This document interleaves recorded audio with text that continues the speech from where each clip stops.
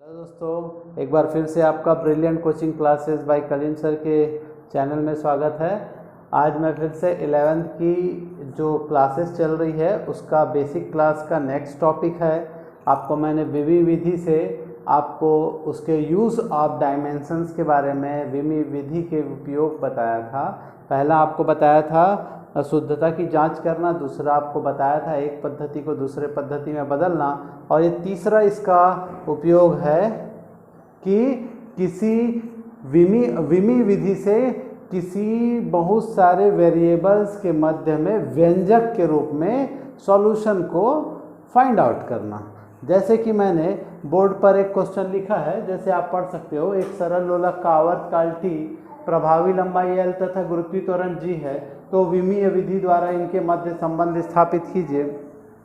तो दोस्तों, सबसे पहले मैं आपको बताना चाहूँगा कि आपको सबसे पहले विमीय सूत्र या डायमेंशनल इक्वेशंस आपको अच्छे से याद होने चाहिए या आपको निकालने आने चाहिए, तभी आप अच्छे से इस सवाल को हल कर सकते हैं, अन्यथा सवाल को हल नहीं कर सकेंगे। तो देखते हैं सॉल्यूशन में। सबसे पहले मैं आपको टेक्निक बता रहा हूँ, शब्दों को पढ़ते पढ़ते हैं। सबसे पहले जो शब्द दिया सरल लोलक का आवर्तकाल t, तो जो t दिया है उसको लिखा, फिर एक समानुपाती का संबंध लगाया, फिर जो दिया है प्रभावी लंबाई l, तो उसको l लिखा और उसकी पावर a, तथा गुरुत्वीय त्वरण g लिखा और b।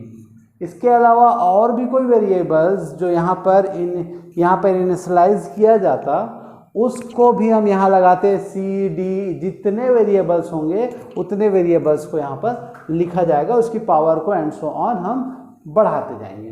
तो अब इसके बाद t is equal to K l to the power a g to the power b, ये एक आपका कांस्टेंट है, और आपको बताया था कि कांस्टेंट है कभी भी आपका विमीय इक्वेशन या शुद्धता की जांच या किसी भी चीज़ में भाग नहीं लेता है। इसलिए L की अब हम सब की विमा निकालेंगे, डायमेंशनल फार्मूला निकाल। T की विमा टाइम पीरियड है तो T ही होगा, L फॉर लेंथ है तो L ही होगा, G गुरुत्वीय ग्रेविटेशनल है, गुरुत्वीय त्वरण है, ग्रेविटेशनल एक्सेलरेशन है, तो LT माइनस 1 है, LT माइनस 2 है। अब सब में मान रख देंगे। बस आपको ये ध्यान रखना है कि जो कांस्टेंट है वो कभी भी कैलकुलेशन में पार्ट नहीं लेता है, तो t की वैल्यू t ही रखा समीकरण नंबर 1 में, t की वैल्यू t ही रखा, l की वैल्यू l थी और उसकी पावर a है तो हमने a ही लिखा, और g का है LT माइनस 2, उसका पावर b है तो b ही लिखा। हम पावर से इनका क्या करेंगे, मल्टीप्लिकेशन कर देंगे। L A T minus 2B T,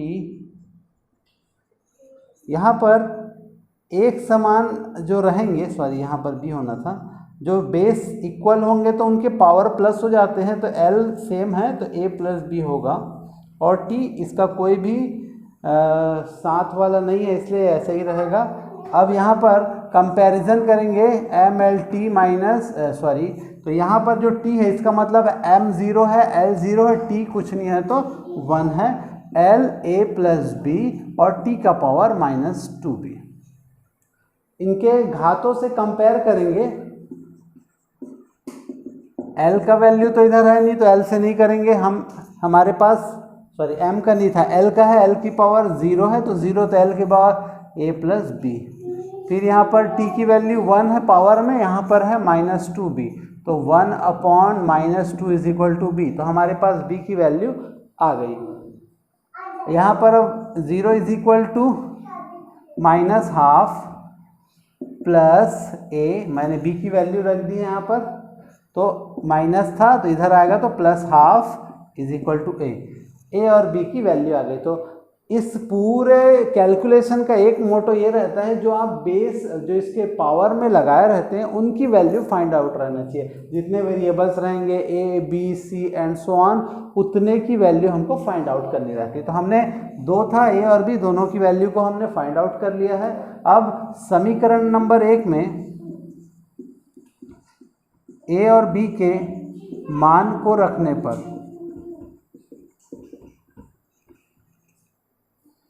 तो यहाँ पर क्या हो जाएगा, t इज इक्वल टू के, तो k रहेगा, l की पावर हाफ और g की पावर माइनस हाफ, क्योंकि b की बात, तो ये माइनस हो जाएगा, t is equal to K l to the power half और नीचे आ जाएगा g to the power half, तो t is equal to K l upon G पूरे का पावर हाफ होगा और t इज इक्वल टू हो जाएगा k रूट ओवर, क्योंकि हाफ पावर रूट को रिप्रेजेंट करता है l अपॉन जी, और चूंकि यहाँ पर k इज इक्वल टू 2 पाई ले सकते हैं तो ये स्टैंडर्ड फॉर्म हो जाएगा। ये टाइम पीरियड का फॉर्मूला होता है k is equal to 2 pi root over l upon g. ये आपका एक रिलेशन बन जाता है t, l और g के बीच में डायमेंशनल मेथड से। तो आप देख लीजिए कैलकुलेशन, अगर इस पूरे कैलकुलेशन में एक चीज़ देखा जाए तो आपका पहला फंडा होना चाहिए, आपको यहाँ पर डायमेंशनल फॉर्मूले आपको अच्छे से याद होने चाहिए और याद रहेंगे तभी आपको बन जाएगा। बाकी इजी कैलकुलेशन है जो छोटे क्लासों में करते थे। तो आप देख लीजिए, एक क्वेश्चन मैं और बताऊंगा, उसके बाद आपको और अच्छे से समझ में आ जाएगा। तो हमारा नेक्स्ट क्वेश्चन, किसी वस्तु पर किया गया कार्य इट मीन्स वर्क। देखिए हम सॉल्यूशन की तरफ चलते हैं। जैसे पहला क्वेश्चन हमने समझ लिया था, W प्रोपोर्शनल टू का साइन लगाएंगे, उस वस्तु पर लगाए गए बल फोर्स F से रिप्रेजेंट करते हैं, उसकी पावर A देते हैं, उस पर उत्पन्न विस्थापन इट मीन्स डिस्प्लेसमेंट, इसको हम D से रिप्रेजेंट करते हैं और उसकी पावर को B दे देते हैं। यहाँ पर तीसरा भी होता तो हम तीसरा वेरिएबल भी दे सकते थे। तो फिर यहाँ पर W is equal to K F A D B. Equation number 1 हम वर्क के डायमेंशनल इक्वेशन में जाएंगे, m L2 t minus 2 f का डायमेंशनल इक्वेशन होता है m L t minus 2, d का होता है लेंथ को रिप्रेजेंट करता है, इसलिए ये होता है L। अब ये वैल्यू को इक्वेशन नंबर 1 में पुट कर देंगे।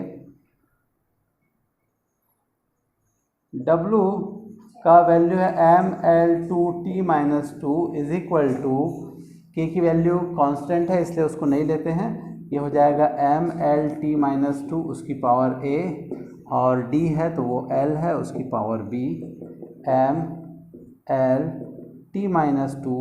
तो हम इसके पावर के साथ मल्टीप्लिकेशन कर देते हैं, m a L a t minus 2a और L to the power b। अब यहाँ पर जो सेम बेस है उसके साथ हम ऐड कर देंगे, m a है, L आप देख पा रहे हैं a प्लस b है, t माइनस 2a है। यहाँ पर दिख रहा है m 1 है, L 2 है, t माइनस 2 है। तुलना करने पर, तुलना करेंगे, तुलना करने से क्या होगा, देखो m है तो m दोनों के पावर, यहाँ 1 पावर है यहाँ a है तो 1 इज इक्वल टू a की वैल्यू ऐसे ही मिल गई। फिर यहाँ पर देखेंगे L की वैल्यू 2 है, यहाँ पर 2 है, L की पावर 2 है तो यहाँ पर क्या है a प्लस b है, L का पावर, a की वैल्यू रखा तो 2 is equal to 1 plus b, तो 2 minus 1 is equal to b, तो 1 इज इक्वल टू b। हमारे पास a और b की वैल्यू आ गई। तो अनवांटेड कैलकुलेशन हमको नहीं करना है जब हमारे पास वैल्यू आ गई। तो a और b की वैल्यू समीकरण नंबर 1 में रखने पर, जब हमने रखा तो क्या पाया, w इज इक्वल टू के f टू द पावर 1 और d टू द पावर 1, तो k इज इक्वल टू 1 कर देते हैं तो w इज इक्वल टू होता है f इंटू डी। ये एक स्टैंडर्ड फार्मूला होता है वर्क का, work is equal to force into displacement. तो ये हुआ आपका विमीय विधि से हम किसी भी वेरिएबल के मध्य संबंध स्थापित कर सकते हैं। रिलेशनशिप बहुत सारे वेरिएबल्स होते हैं जो फिजिकल क्वांटिटीज़ होते हैं, उनके मध्य में हम रिलेशन फाइंड आउट कर सकते हैं। तो ये थे आपके डायमेंशनल इक्वेशन के 3 यूज़ थे। पहला विमीय समीकरणों की शुद्धता की जांच थी, दूसरा एक पद्धति को दूसरे पद्धति में, और तीसरा संबंध स्थापित करना। तो दोस्तों ये देख सकते हैं आप लोग, ये चैप्टर जो यूनिट एंड मेजरमेंट है इसका बेसिक लगभग खत्म हो गया है, जिसे आपको मैंने 3 से 4 क्लास के दौरान बताया है। अपने फीडबैक को मेरे मैसेज बॉक्स पर ज़रूर मैसेज करें और बताएं। तो तब तक के लिए धन्यवाद।